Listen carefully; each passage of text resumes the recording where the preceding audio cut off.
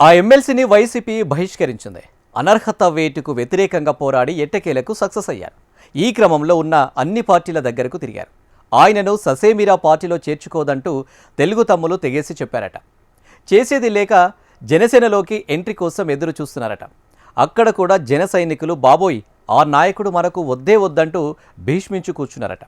అధిష్టానంతో కూడా అదే విషయం తేల్చి చెప్పేశారట.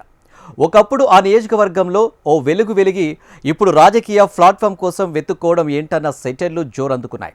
ఇంతకీ ఆయనను దగ్గరకు రానియకపోవడానికి కారణమేంటి? విజయనగరం జిల్లా శృంగవరపుకోటలో బయటకు ప్రశాంతంగా కనిపించిన లోలోపల రాజకీయాలు క్షణక్షణం మారుతున్నాయి. ఇక్కడ వైసీపీ హయాంలో స్థానిక సంస్థల కోటాలో ఇందుకూరి రఘురాజు ఎమ్మెల్సీగా ఎన్నికయ్యారు. 2003 నుంచి యాక్టివ్ పాలిటిక్స్ లో ఉన్న రఘురాజు కాంగ్రెస్ నుంచి బీజేపీకి, అక్కడి నుంచి ఇండిపెండెంట్ గా, ఆ తర్వాత వైసీపీ, ఇలా పలు పార్టీలో తన అదృష్టాన్ని పరీక్షించుకున్నారు. అనుభవం ఉంది, పరిచయాలు ఉన్నాయి. కానీ స్థిరత్వమే ఆయనకు కొరవడిందన్న బలమైన టాక్ ఉంది. వైసీపీ ప్రభుత్వంలో ఎమ్మెల్సీగా పదవి దక్కించుకున్న తరువాత శృంగవరపుకోట ఎమ్మెల్యే కడుబండి శ్రీనివాసరావుతో రఘురాజుకు ఆధిపత్య పోరు మొదలైంది. ఇద్దరి మధ్య విభేదాలు తీవ్రస్థాయికి చేరుకున్నాయి.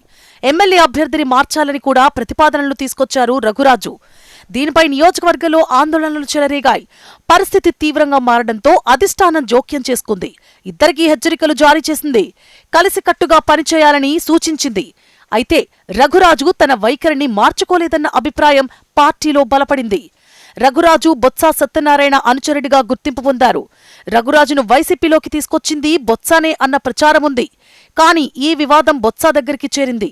ఇద్దరికీ వార్నింగ్ ఇచ్చిన బొత్స ముఖ్యంగా రఘురాజును కఠినంగా మందలించారన్న చర్చ రాజకీయ వర్గాల్లో వినిపించింది. పదవి ఇచ్చింది పార్టీ పరువు తీయటానికా అన్న స్థాయిలో క్లాస్ స్పీకర్ అన్న ప్రచారం కూడా లేకపోలేదు. దీంతో రఘురాజు పార్టీకి దూరమయ్యారట. ఇంతలోనే మరో ట్విస్ట్.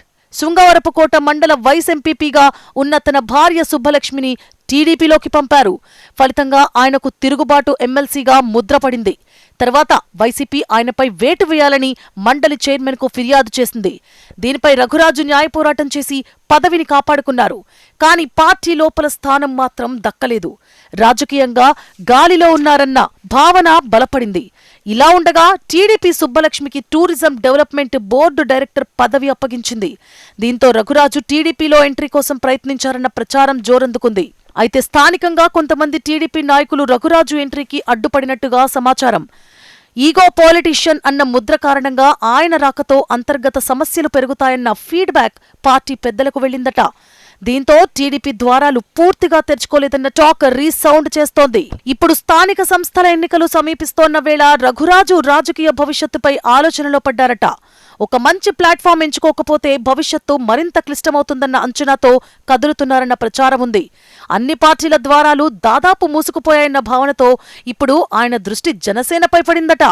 జనసేనకు నాయకత్వం అవసరముందని, తాను చేరితే ఓ అవకాశం దొరుకుతుందని రఘురాజు భావిస్తున్నారన్న చర్చ రాజకీయ వర్గాల్లో వినిపిస్తోంది.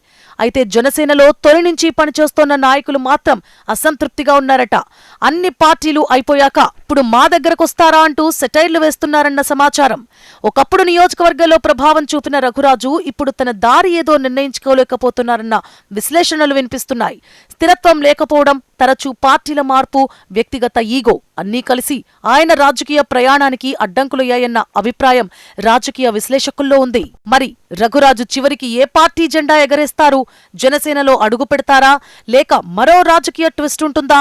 స్థానిక సంస్థల ఎన్నికల ముందు ఈ పరిణామాలు శృంగవరపుకోట రాజకీయ సమీకరణాలను ఎలా ప్రభావితం చేస్తాయో చూడాలి.